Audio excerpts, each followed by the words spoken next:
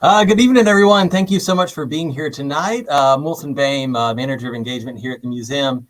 And we're really excited for Escher and the virtual realm tonight. I want to thank William Chyr for being here, as well as Amber Brown for conducting our interview tonight. And a special thanks goes out to Cecil Decker, who helped us put this together with Indie Bits Fest, as you see here. And just want to let you guys know a little bit about MC Escher and the Imaginative World of MC Escher. It is here until June 9th. And if you're close enough to us, please come by and check out the exhibition. It's a really fantastic show. And we also have a bunch of other stuff going on. So check out our website, columbiamuseum.org. And I'm going to go ahead and pass it along to Amber. She's going to do our introduction and introduce William for you here, and I hope you guys enjoy the event. So here we go. Hi, Wilson. Thank you so much. Like you mentioned, I am Amber Brown. I am a producer and writer and a host for this evening. I'm going to be interviewing William Chyr, developer of Manifold Garden, which is a fantastic geometrical game that is based on the works of MC Escher. So, hello, William. Sorry, William. I think you're a little. I think you're. Yeah. Hello, I was muted. I'm here now. So happy to have you here. How are you doing tonight? I'm doing great. Thanks for having me. Awesome. So let's just get right into it. I think that one of the most striking things for Manifold Garden is obviously the inspiration of MC Escher and putting in new geometrical perspectives in the game. So I was wondering, outside of Escher, what were some of your video game centered inspirations for this? There's a couple. I think a classic one would be Portal. There's also a game called Braid, came out back in 2010. That was one of the first puzzle games after Portal I had played. Let's see, Starseed Pilgrim, Naissance, The Witness, Antechamber. Yeah, the list goes on if we're talking about video game inspirations. And definitely you draw a little from every game you play. So there's some elements there from, things like Skyrim, which might not immediately come to mind. Awesome. I know obviously you are an artist, but have you considered yourself a gamer prior to this? I haven't played. I think I played a lot of Tony Hawk Pro Skater when I was 14, and then I had a hiatus of 10 years when I didn't play any games. So, and now these days I don't, because I'm making games. I haven't really had too much time to play them. But yeah, I should play more games. So I would say gamer, but maybe not with a capital G. Understandable.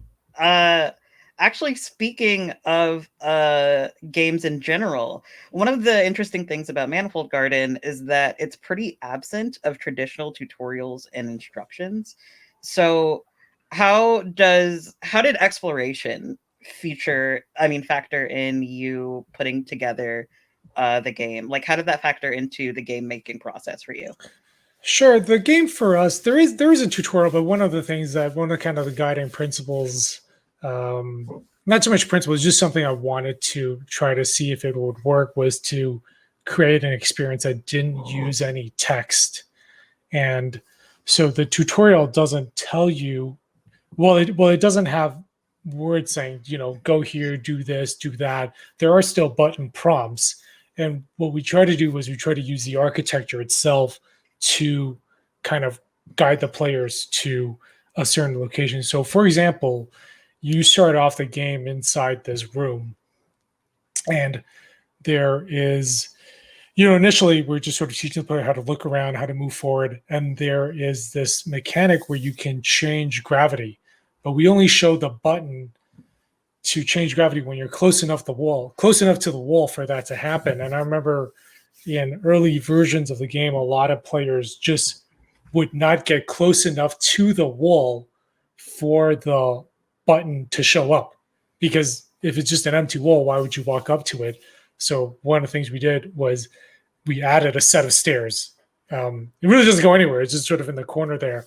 But that is something that draws players' attention. So they walk towards that, then the button shows up, and then they learn that they can change gravity. So we do have a tutorial, maybe not in the traditional sense, but it is there, and it kind of slowly introduces the mechanics in via the architecture. But yeah, exploration is a big part. We do want to make the world interesting. We want to make it enticing for the players to sort of keep going, moving forward, and seeing what's out there, seeing what's next, seeing what's behind this door. Yeah, that's definitely a big part of Manifold Garden. You can definitely see it, especially like when you get into the environments that start referencing, well, the M.C. Escher prints. And I was wondering, what specifically brought you to Escher as an inspiration for Manifold Garden?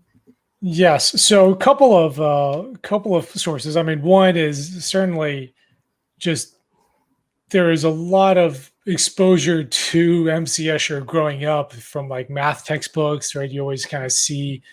I seem to recall his art on the cover of a number of these books, but also I started working on Manifold Garden in 2012, and 2 years prior, I had seen Inception, and that movie, of course, has a lot of M.C. Escher references. And in the movie, there's a scene where they're in the dream world in Paris, and the characters fold the city in half and then start walking up the wall. They change gravity. And I remember when I saw that, I thought, hey, this would make for a great game. Or maybe not so much that I didn't quite think that it would make for a great game at the time, but I thought I wanted to be in a world like that at the time where I could experiment with different gravities. And I think a game is just a really great medium for having a system where you can kind of play with the rules and experiment with what's going on. So when I first sat down to make a game and I wanted to come up with a core mechanic, I immediately thought of that scene.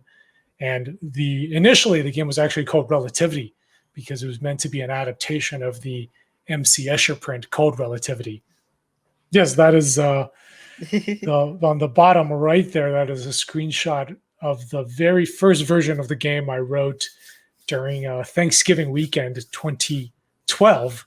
And at the time I had thought it would take me about 3 months to make the game. Of course, I had never made a game before. And I thought it would take me 1 week to come up with a mechanic, 1 week to make a level. And also by the end, I'll be so good at making levels, it'd probably take me a day or two. And then 1 week to do all the UI and sound design and save system. I mean, really, how hard can it be? And fast forward 7 years, we finally shipped it in October 2019. It is now March 2021, and we're still working on the game.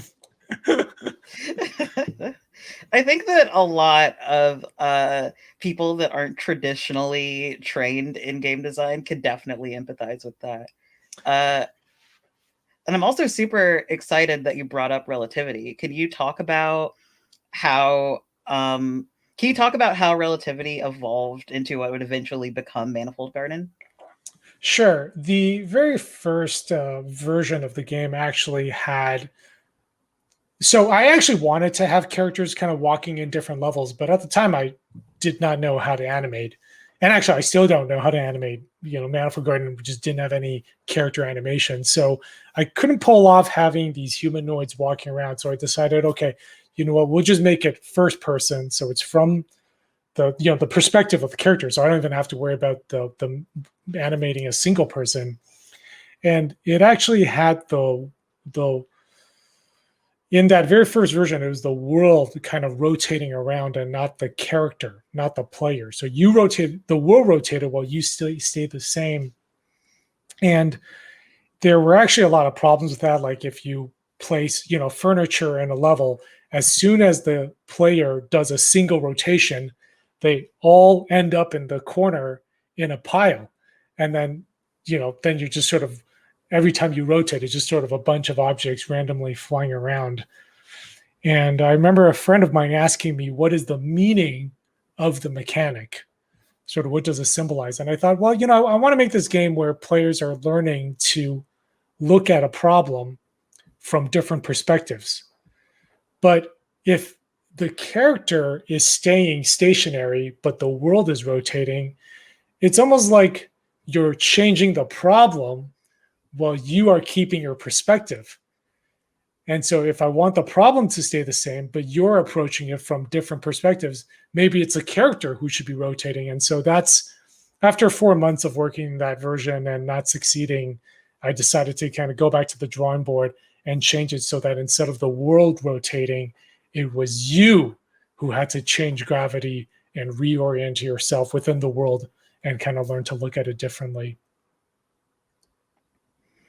I think that there's something a little bit philosophical in that, right? That in order to understand what's happening in the world, maybe you need to change your own perspective before you try and affect the world, the greater world around you, right? Perhaps, yes. I'm just a game developer. Well, in that case, if we can get back into some of the finer points of the game design, I was wondering what experience you were going for with the use of recursion and repetition in the game's design. So that aspect of it, right, you had actually, I kind of didn't answer the second part of your previous question, which is how it went from Relativity to Manifold Garden. But I think with this, it kind of ties into this. So initially we just had this gravity changing, and there wasn't the repetition of the world. There wasn't this infinity. Over time, those slowly got added, mostly to kind of solve problems that we were dealing with at the beginning. So, for example, in the game, you have these boxes that you can pick up and place on switches. But players had a really hard time seeing where the box was going to land. So what I did was I just added a light source so it cast a shadow. But I didn't actually put in any light bulbs and there weren't any windows. So players were asking, okay, cool, I can see the shadow of the box. I can see where it lands, but where's this light coming from? And I got enough people asking me that question that I finally put a window there. But then because of the window, players could sort of see outside and they could see other rooms. And then they'd ask, hey, can I go outside? And I said, I don't know. It's kind of causing a lot of problems because what happens if you fall off when you change gravity? But so many people requested that we allowed the players to go outside. But now, when the players are outside, because of the gravity changing, we don't have any way to block a player's progression. So in a lot of games, they might have a mountain or like a giant fence or a wall, and you can't scale it. So you're essentially trapped in an area. But if you can just change gravity, well, you just walk up the wall and there's nothing stopping you. So for a long time, we had it where players would fall off and then the screen would fade to black and we would kind of restart the level, or at least reset the position. And that also kind of had this problem of the sky just being really blank. So when we first introduced the world repeating, it was to solve that problem. We wanted players to go everywhere they can see while having it so that we don't have to create all that much content and the players don't have a failure state, falling off and dying. And so that was how the infinite world repeating mechanic first came about. It was to solve a problem that was introduced several layers back from the gravity changing. And essentially over time, the infinity and the architecture, I think, ended up becoming the more prominent aspects of Manifold Garden. And in fact, I feel like it's not so much a puzzle game. I mean, I think it's more of an exploration game with puzzles in it, which is very different from initially when it was a puzzle game about changing gravity. And so that was kind of what inspired me to make the change of the name from Relativity to Manifold Garden. And also by that point, we had everything in the game had gone through so many iterations, the mechanics, the art style, everything had been written and rewritten and then rewritten again. And yet the name, I'm still going with the first, this is like the name I came up with in the first 10 minutes. before I'd even created the game, and we're still going with that. So it felt like the name itself needed a process of iteration. And then you asked me sort of what I was like trying to go with for the repetition and the infinity.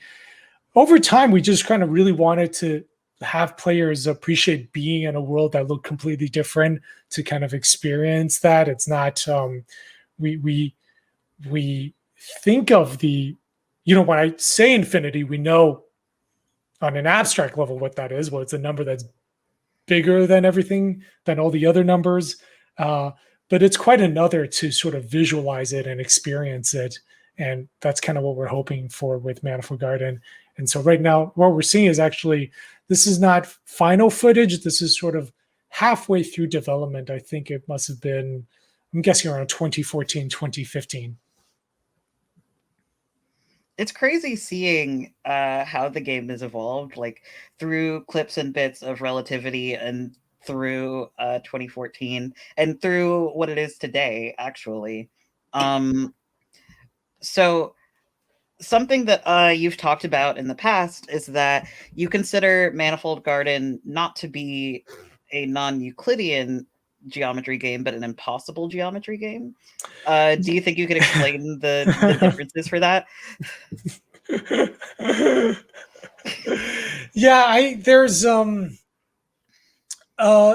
technically we do live in a non-Euclidean world, right? I mean, in our day-to-day lives, for the most part, when you draw two straight lines, they are parallel. Like when you're walking on 55th Street and someone's walking on 54th Street, you keep kind of going in your same direction, you're not going to end up bumping into each other at the sort of distances that we're used to. But right, if I'm in, let's say, New York and you're in Paris, and we both start walking north, even though we're kind of, at first it feels like we're walking in parallel, eventually we're going to bump into each other in the North Pole. And so if you were to draw a triangle that's sort of big enough to be seen from outer space on the surface of the globe, because of the curvature, when you add up all of the angles on the inside of the triangle, it's going to be bigger than 180 degrees. Because, you have the sphere and you sort of draw the equator and you draw two parallel lines, you've already got two 90-degree angles, but then it forms another angle up here. So it's 180 plus. And that is non-Euclidean. But so there's a kind of a more specific definition of non-Euclidean, which Manifold Garden doesn't actually fall under. Non-Euclidean does become a sort of a catch-all for just kind of anything that is unusual. But the interesting thing is, sort of, once you're more familiar with the math, it's non-Euclidean is actually not that unusual. We do, in some ways it is quite normal for us. We're just not at the scale that we're used to.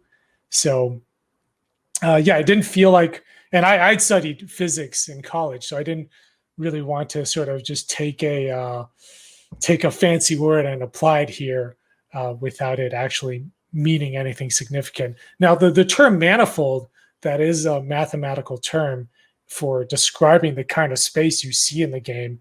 It is a three manifold. It's sort of like if you think of those old asteroid games where you go off one side of the screen and you come back, it's the surface of a donut, because the surface of a donut is just two rings. Essentially, you got a ring going around this way and then kind of another, got like the ring kind of,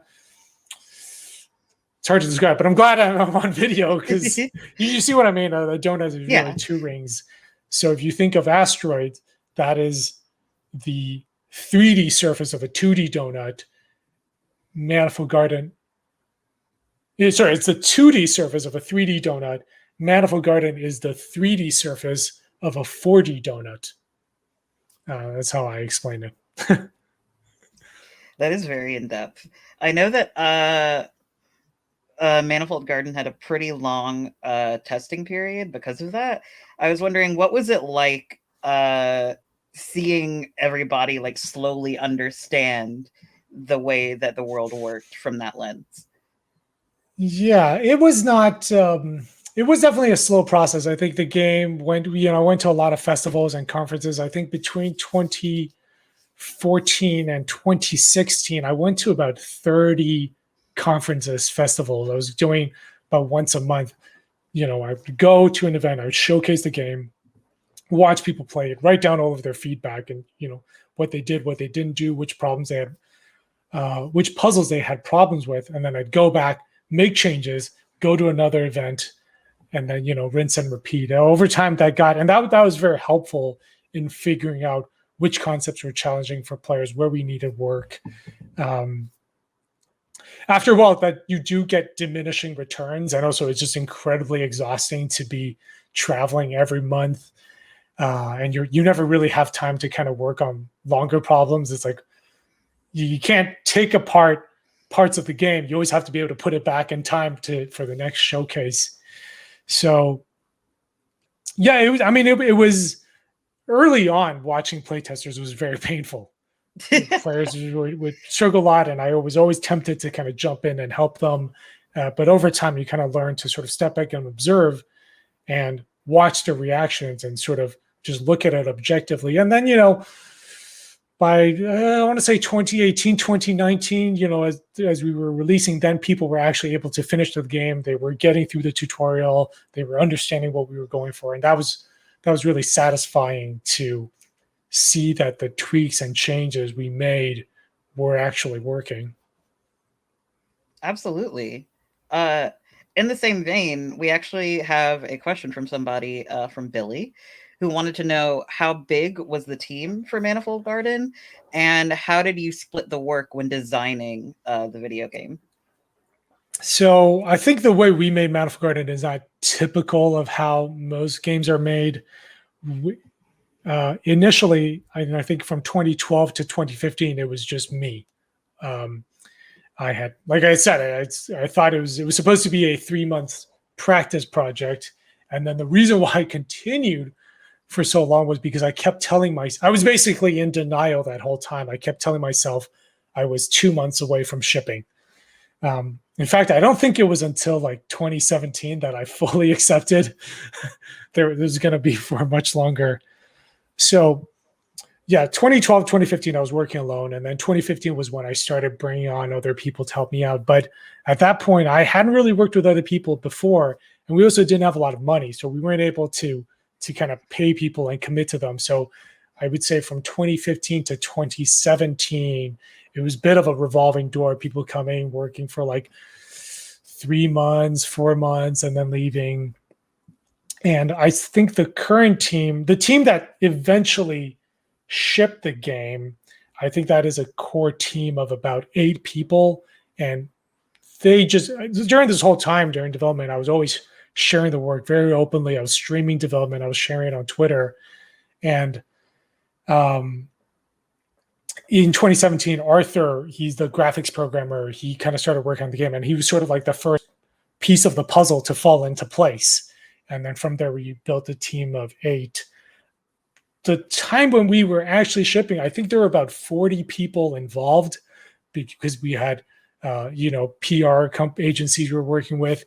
We had QA companies who were working on the iOS, tvOS, macOS version. We had a company helping us with, because the game when we first launched was on PC and Apple Arcade. And so we had touch controls, controller, keyboard and mouse, and all of these had different people working on them. I think at one point there were people in Australia and in Europe and in US, and we were just doing these 8-hour shifts as we were in North America wrapping up. People in Australia were starting.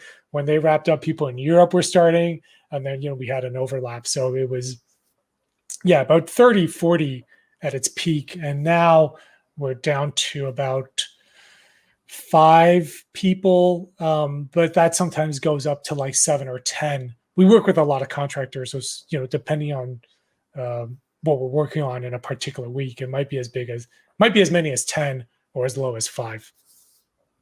Okay. In the same vein, Billy also asked a follow-up question. Was this your first game using Unity? It was, yes. It was my first game, period. Wow. Well, that's why it took 7 years, and we made it, multiple times. When we first started, it was Unity version number Unity 3. And we upgraded Unity 4, we upgraded Unity 5. At some point, Unity got rid of the 3, 4, 5 numbering system and switched to years. So I think we did 2017, 2018, and we eventually shipped it on 2019. So I think the game went through 6 different versions of Unity during its development.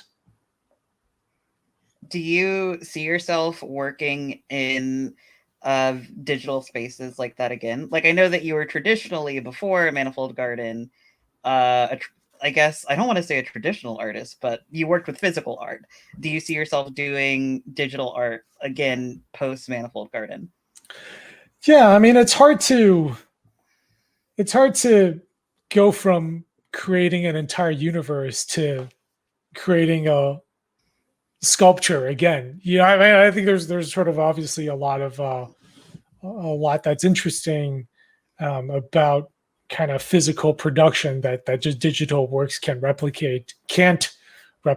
But certainly having come from a project where we created the look, the feel, the physics of an entire universe, the sound, and that kind of freedom and ambition and the scope of that, it can be hard to kind of move away from it. And I'm still really interested. I think that was, to be quite honest, during development, I kind of said this publicly, that I wasn't sure if I was going to make another game after Manifold Garden. And part of it is I wasn't working with other people, so I was kind of doing a lot of stuff on my own, both the stuff I liked and a lot of the stuff I didn't like. So now that we've got a team and we're working together, I'm still actually really excited about games as a medium. And I think there's still like a lot that I don't know that I want to keep exploring. So I'm still very much excited to keep exploring in the space. That's awesome. What initially brought you into digital art from physical art? It was I had been doing these large installation pieces with balloons. It's the same balloons you use to make balloon animals, and we were kind of weaving them together to make installations. And I was actually this was back in my early 20s, and I was really adamant about kind of breaking into the contemporary art world and going to galleries. And maybe it was kind of things were starting to happen. Like I was getting commissions, but it also, at that time, I had felt like I had gotten typecast as the balloon guy. It was really difficult to, in a way, I almost kind of felt like IKEA, where we had done, because every time we did an installation afterwards, I sort of write down what we can learn and what we can do better. And by the end, it was like, when I got a phone call for a commission, I knew exactly which questions to ask, and I could predict how long it was going to take and how many people it would involve. And so it was really interesting work, but I just felt like I had gotten it kind of stuck there. And when people were looking for new work, they always just wanted more balloon work. And then I think part of one of the things that I struggled with was the medium overshadowed the work itself. So the fact that it was made out of balloons was really the center of the attention, and not so much the craftsmanship. Like, I looked at pieces, because I was doing the balloon installations for about over a course of 4 years, and I could see that the work, I mean, you can see here the way things are woven together. That is actually a very different type of pattern that I was using early on, and the craftsmanship had improved, but it just felt like a lot of people saw it and was like, oh, cool, balloons. And so I was getting a little bit frustrated there, and I wanted to try another medium. And I looked at glassblowing and metalworking, but all of them were both prohibitively expensive, and they seemed like they would take a really long time to learn. And I had a friend, I had worked briefly at an advertising agency, and a friend there was into video games and sort of told me about the independent game movement. There was also this documentary that came out around that time called Indie Game the Movie. I went over to his house and watched it, and I was so inspired by it that I wanted to make my own game. And I thought, well, I've done some programming, I've done some design, I've done some 3D modeling. I think a video game is just all of those combined together. How hard can it be? Let's give it a try. And of course, Unity being available, I downloaded Unity one day and then tried to make a game, and that's kind of how my initial foray into games began. So games really took you out of your comfort zone. Over time, it did. Initially, I thought, like I said, it was going to be like try. Like I took a glassblowing class, for 8 weeks and made a couple of trinkets, and I thought this games was a similar. I had set aside a similar amount of time to try this medium, and then afterwards, maybe I was going to try like sand sculpting or something. But it was supposed to be one of many experiments, but then it ended up just sort of ballooning into its own thing. Are there any games that have come out post Manifold Garden that you find particularly inspiring, or that makes you think about more things that you can do in virtual spaces? Oh, wow. Yes, I'm having a hard time. There's several.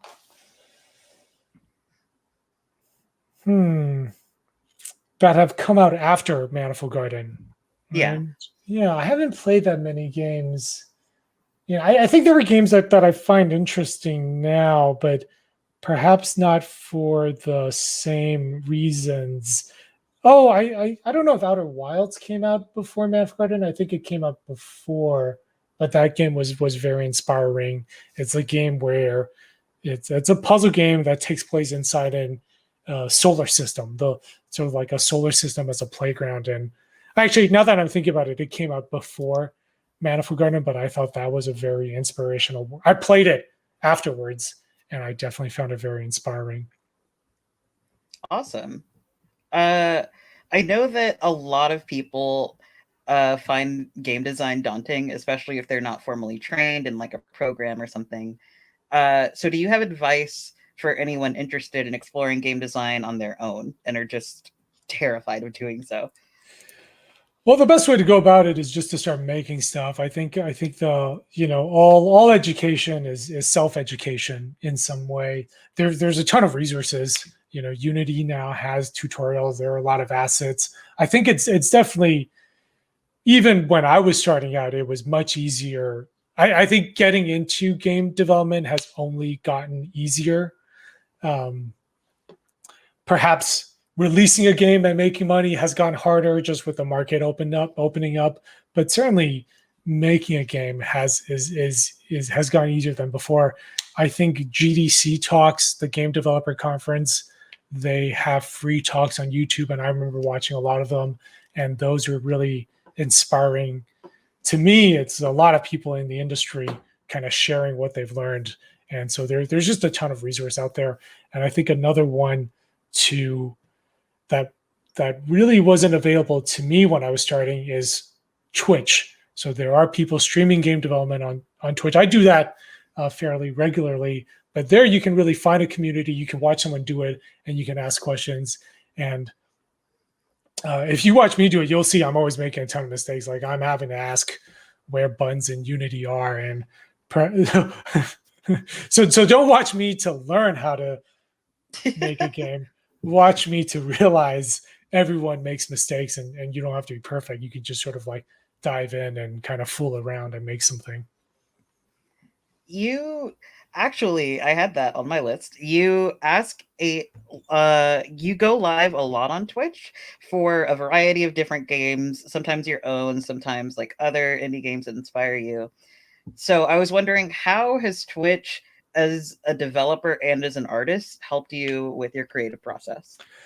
So how I'm using Twitch now is very different than the way it was when I was making Manifold Garden. Right now, it's a little bit tougher because we have a lot of projects that aren't announced. So it's more kind of like hanging out and chatting. And I am working on a prototype, but a lot of it is different than what we actually do day to day in the studio. Especially, I think in my role now as a studio director, it's not as focused on that part. But I do, during Manifold Garden, a lot of times we would I would just kind of showcase people's work. Like we draw up different images, and it was kind of just like hang out with people. Like we sort of bring up, if I was kind of stuck on a certain question, I kind of pose it to the audience, and in the end, it just felt like having a co-working space to being together with people. We actually have another question from your Twitch stream. Cold B was asking, did you have any experience with coding prior to this? I did. Yes, I did a little bit. I'd done some like Python. Oh, it's been a while, but yeah, I'd done a little bit of like C++ here and there, but nothing really significant. Okay. Going back to Escher real quick.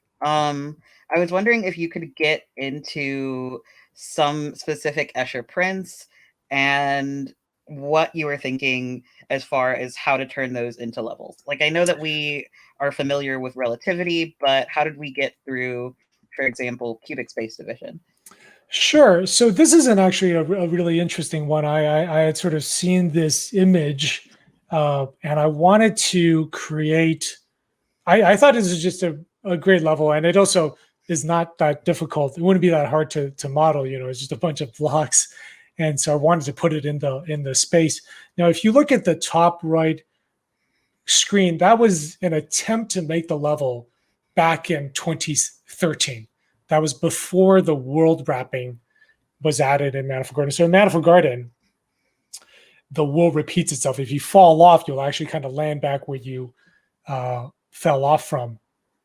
And if you look at the M.C. Escher print, it does look like it is infinite. It doesn't look like there's an end to it. So when I try to implement the space in the game and the world wasn't repeating, we had this big problem where I essentially just had to put it inside a giant room. But that meant if you fell off, you just landed on the bottom of this floor and had to find your way back. And because of the repetitive nature, it was really difficult to pinpoint, to orient yourself in the space. So I actually got rid of this level early on, thinking it was impossible to be a level in Manifold Garden. But then once the world wrapping came back in, then the level was possible again, because all we had to do was have a single instance of it. The player can't get lost because it doesn't matter which direction they head in. They will always circle back to this one spot.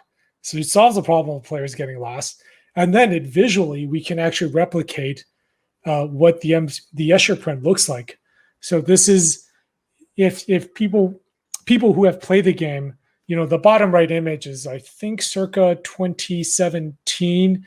But if you've played the game, there is this kind of central heart of the game. There's this garden that you return to, and each time you return, you kind of grow more of the flora, or it kind of expands and it grows over time.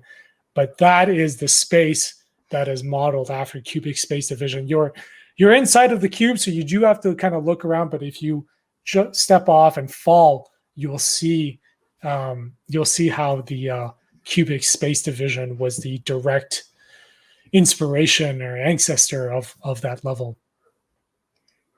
It's super interesting that you mentioned that at first this was taken out. Were there any other principles from Escher's work that really challenged you trying to add it in, or anything that you figured, I just cannot figure out a way to make this?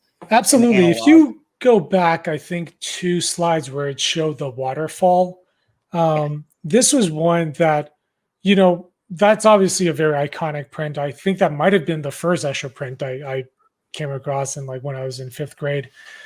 But the way, in order to sort of create that optical illusion of the kind of water looping back in on itself, it really depends on the orthographic projection and the perspective of the viewer. And you can't really pull that off in a game like Manifold. We couldn't pull it off in quite the same way, because in Manifold Garden, the player's just walking around with they're sort of seeing things in 3D. They can walk around it.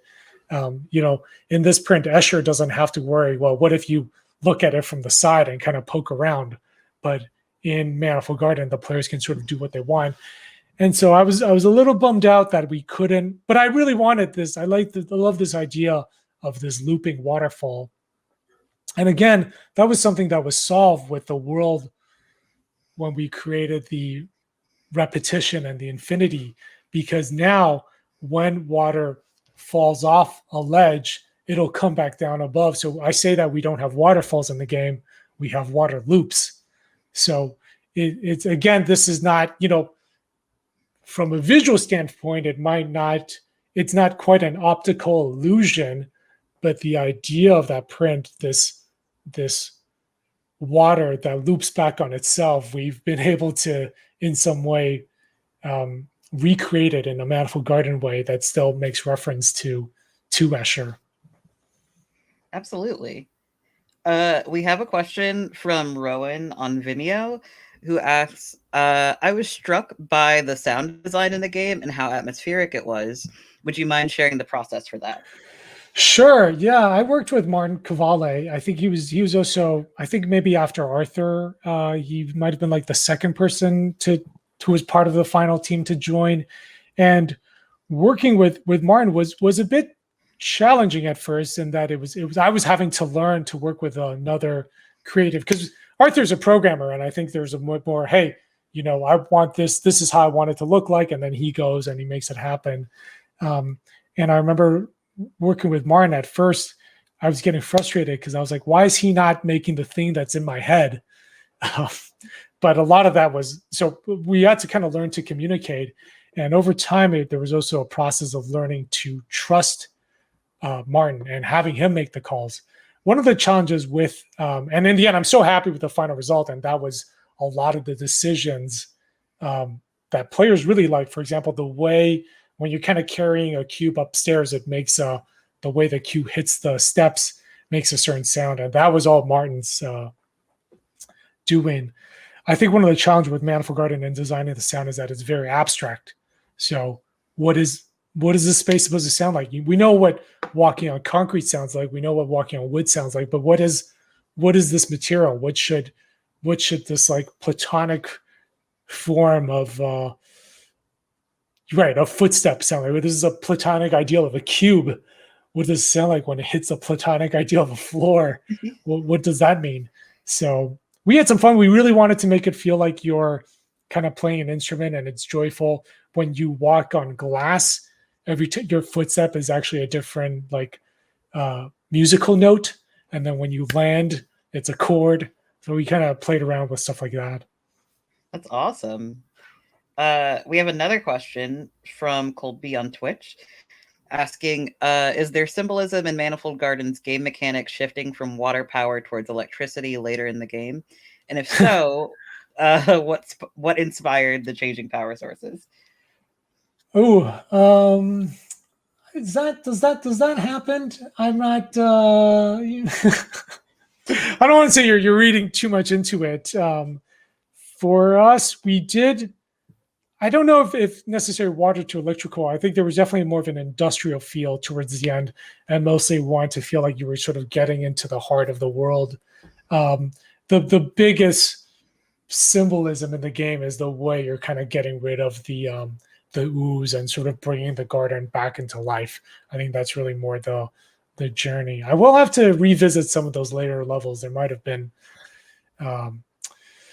something from my subconscious or the team subconscious that kind of found its way in to the final game. One more question from Liam on Vimeo, asking, have you ever played or seen anything about Gris? I feel like it is similar in style. I have played a little bit of Gris. I didn't finish it, but yes, it is. I'm very flattered to have Manifold Garden compared to Gris, because I know Gris is probably one of the most more visually stunning games. It's definitely very notable for the art style. Yeah, we wanted to have a similar, what are the inspiration for Manifold Garden? It was M.C. Escher, of course, but Escher's got a very, it's not I don't want to use the word dark, but a lot of his prints were black and white, and I think they were sort of dictated by the medium, these wood block prints. And we wanted to have something a little bit more colorful. There is a game called The Bridge, made by a friend of mine, Ty Taylor, that is very directly influenced by Escher's. That is also influenced by Escher's work, but more directly kind of emulates his art style. For us, I think the Escher inspiration was more in the ideas and not so much in the visuals. In the visuals themselves, we were looking at old architectural drawings. And so we wanted something that felt soft, that was tactile. And I don't know if Gris had the same visual inspiration, but I think we ended up with a very similar color palette. But yeah, I'm very flattered that Manifold Garden is kind of in the same discussion as Gris, especially looking at the earlier shots of the game. It looked like a pretty generic puzzle platformer. That's definitely something interesting about Manifold Garden, is how much it iterates on different artists like Escher or different games. And I was wondering, now that it's released, now that it's shipped, how would you as an artist like to see people iterating on Manifold Garden when they see it? So we do have the photo mode, which is one of our feature that I was very excited about. And so a lot of players are kind of creating images based on that. And that's always really exciting for us. There's a speedrunner community who are always kind of finding new ways to beat the game. I think the current record is like under 2 minutes. I watch some of the videos, and I have no idea what's going on. But players are always constantly surprising us. We did a lot of playtesting, so I thought that by the time we shipped, I had seen all the possible ways of solving puzzles. And within a week, people were posting new solutions we weren't even aware of on Twitter and on YouTube. But yeah, we just like to kind of see players, enjoy it, how they like to, and also kind of make art using the game through photo mode. Yeah, a lot of the art that you shared with us earlier was actually through photo mode. And I was wondering if there are a lot of fans that are sending in and iterating that much, because there seems to be a lot of photos that actually do take on some of the influence of Escher, like from within the game itself. Yeah, we do have some filters. We do, like, one of the filters does emulate a kind of a sketch style. We didn't want to name it Escher because it didn't want to run into trouble with the estate or anything. But I think some of the people, some of the players kind of working with that style, those really do, in my opinion, look like Escher prints, and that's always really exciting to see. We have another question from Twitch, from Rosa Franks, who asks, how or why did you make the decision not to include any kind of narration or text? Yes. Well, Portal is sort of the gold standard of puzzle games with narrative. And I knew I don't want to say I'm not a good writer, because I actually would like to kind of write more, but I don't write that much. And so I knew that early on when I had the puzzles, a lot of people were recommending. So when you have puzzles, you can't just put one puzzle after another. I did that early on. There is a thing called puzzle fatigue. And if it's one puzzle room after another, you'll see, I think by like the fifth or sixth puzzle, players were just yawning.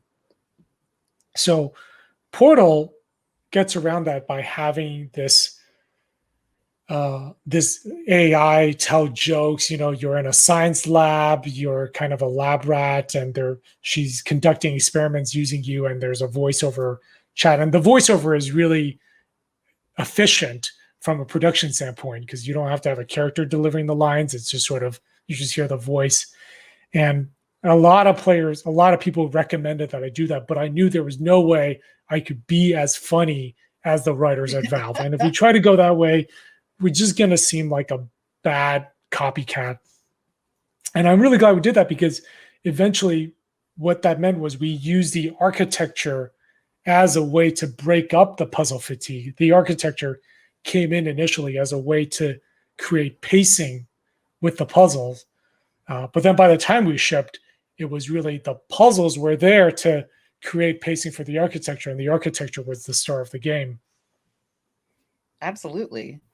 So now that we've got 10 minutes left, I wanted to officially open it up to questions. But in the meantime, since you brought up architecture, I wanted to ask, there are some clear inspirations as far as Escher and Frank Lloyd Wright. I was wondering, are there any other artists that you think can definitely be seen in Manifold Garden? Sure. There's an architect, Tadao Ando, a Japanese architect who's still alive and working, and he's one of my favorite architects. I've actually gone to see him talk a few times and visited some of his works. Another is a Japanese artist called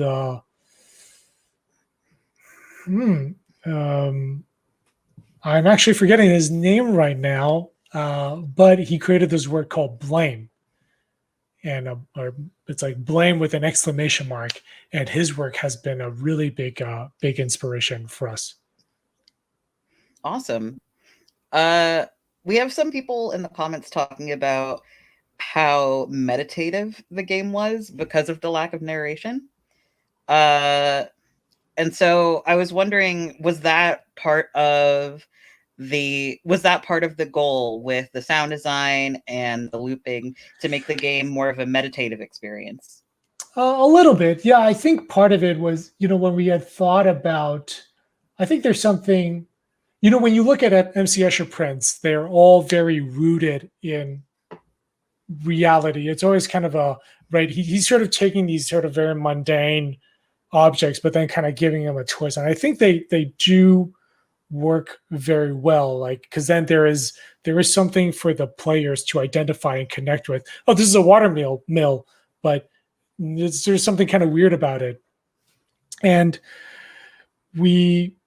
for Manifold Garden, I felt we tried to kind of impose this more real world tie-in. It just didn't work as well. It was like, hey, initially, I had the idea you were an architect who was in a coma, but then it's like, okay, why is your brain just giving you these puzzles, like, and then providing you with the pieces? Like, what? This is just the more explicit we try to make the world, the less interesting it felt. And I think I like the idea that it's just sort of this. There's just this entire world that you get to experience. I feel like what Escher does is his works are like these little windows into worlds that you can see, and that's really exciting. And then we just like put you in there, and he's, I don't know where it's from. I don't know who made it, but it is completely different than our own. One of the actually things we talked early on that I learned was what works well in a print doesn't always translate well to interactivity. So we actually tried to create the exact level that you see in the Escher print Relativity. But in a print, there's a lot of details. You're kind of looking at this piece, you're looking at that, this angle, right? So at the very top, we kind of we create that space. You can see the stairs going up and then kind of turning to the left and then sort of branching off. But when you're looking at the print, you're sort of soaking in everything. There's the composition, the angle is fixed. You can kind of pay attention to detail without losing where you are in the work. But when I translated that to an interactive work, well, that level was just kind of a mess to navigate, especially with the gravity changing.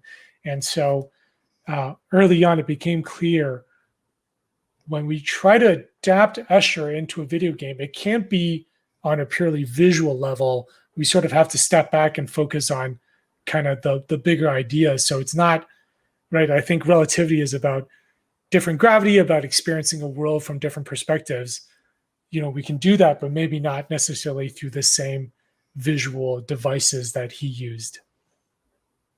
So something interesting about Escher's Relativity versus yours and versus Manifold Garden is you can see in the lithographs that there are characters, people walking around and going about their daily lives in that warped world. Was there a specific reason that you and the team decided not to have characters roaming around, or would that Too have expensive? Been too... No, I mean, it's really hard, right? Because you can't just kind of. Yeah, I actually did think of one of the sort of world where like these humanoids were coming alive, but it's very difficult to sort of pull off like good looking characters that feel natural, that don't give you like the weird kind of awkward effect. We didn't want them looking like mannequins. So we ended up having birds that come alive. And that was sort of something abstract enough that we could pull off. But yeah, we would have to hire an animator and a character designer. And I don't have those skills. And so Friends is one of those things where, if we had a really big budget, it might have worked against us because we probably would have tried to do that. But because we were such a small team, we chose what was most economical and efficient. I think I'm quite happy with that. Like the birds really added this sense of life to the space. Absolutely. And I think it also works with sort of the natural environment of a lot of the spaces too. The birds meld well together with it. Yeah, I'd gotten a piece of feedback about back in 2014, pretty early on in development. Somebody on Twitch had said, too much manifold and not enough garden. In reference to an earlier version where it was just very cold, it was very sterile, but it didn't have that feeling of life. And that life aspect really didn't come along until we started working with our musician, our composer, Larissa Okada. Her work really added a lot of that, and the sound designer, that's sort of what brought the world of the game to life. Absolutely. We have a comment from Twitch from Larry Chanchin that says that the author, the Japanese author you were thinking of, is named Tsutomu Nihei. Tsutomu Nihei. That's it. Yes. Yeah. And also Larry Chanchin is the composer I just mentioned, Larissa Okada. So hello. Oh, hi.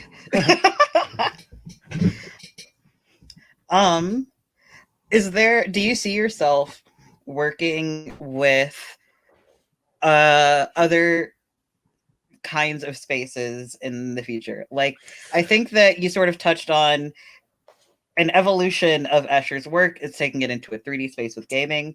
Do you see yourself doing that with VR or AR to evolve that even more?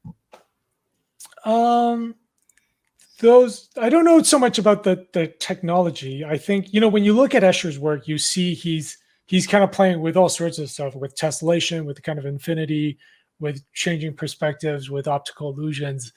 I think there is, if you think about just sort of everything he's doing with like the 2D medium, I think with 3D, it's sort of, there's exponentially more possibilities. So I'd love to, I don't, this isn't to say the studio, we just want to keep making Escher-esque puzzle games.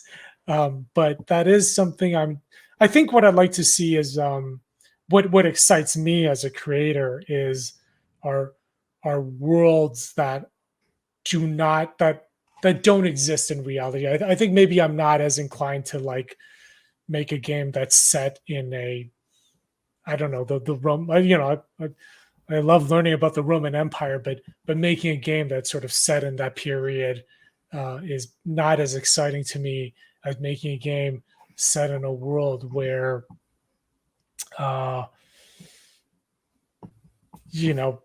there's no up or down, and like the way we orient ourselves, or the world is embedded inside of another version of the same world. I think the latter, what I mentioned there, worlds that are impossible to exist, to me are much more exciting for me as a creator.